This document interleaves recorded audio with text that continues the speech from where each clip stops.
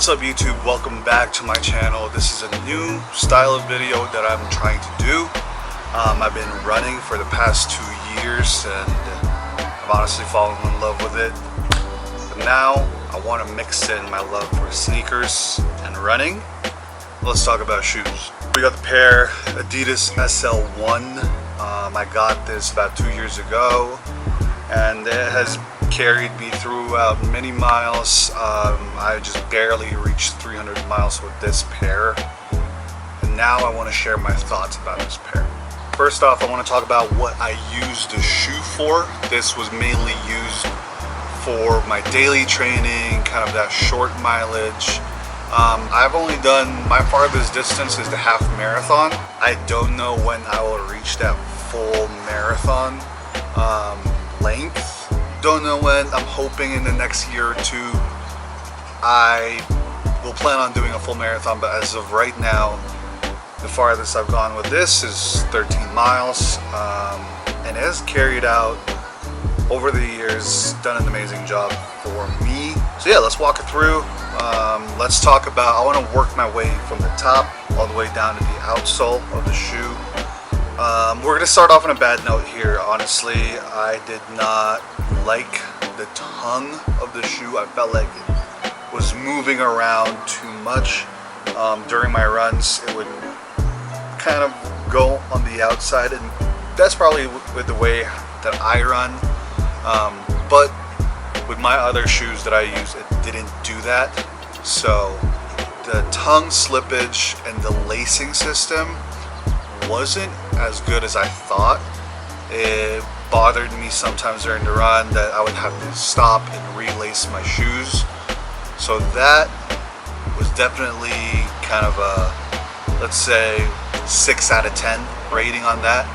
Honestly, 5 out of 10 rating on that part. But besides that, on the inner part, the cushioning on the inside was fantastic. I did experience this happening on the heel. Kind of started ripping here. This was about 200 miles, so it lasted me for a while. It's very durable, but just know that can happen to the heel, the inside of your shoe.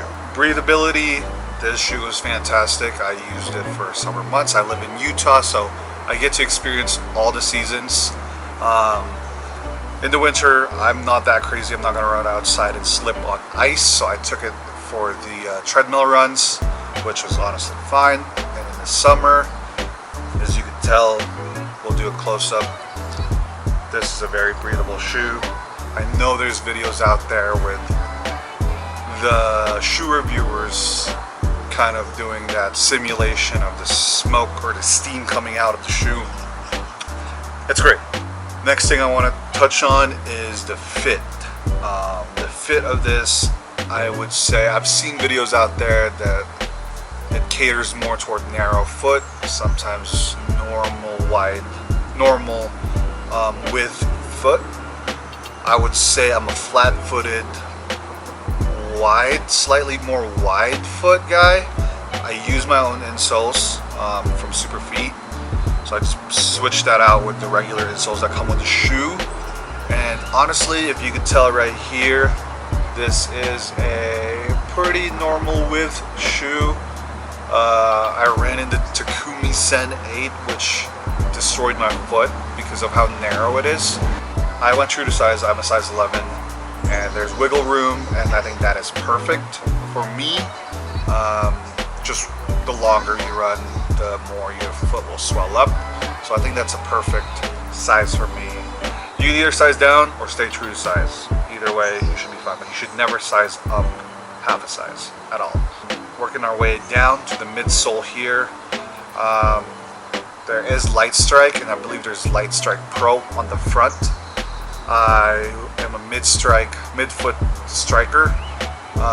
Sometimes I'll lean back on the heel striking. I think for this pair I couldn't really speed up as much as I can compared to my other shoe.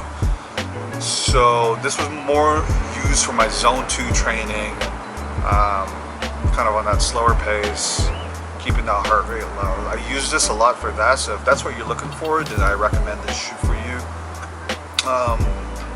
But can it pick up the speed? I don't think so. I don't think it can pick up the speed. It's very comfortable for your longer runs.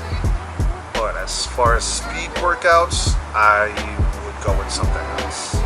Also, one part I missed was this little tab. This doesn't do anything at all. Sometimes it kind of bothered me when it would come up like this, so I try to keep it down. That's all it is. But yeah, the midsole did great. As you can see, a lot of creases there. It held up great for me in the 300 miles that I've spent in this shoe. Yeah, let's talk about the outsole, which is my favorite part of the shoe. I feel like Adidas has done a great job with their outsole, even though this is not labeled as the Continental Grip outsole.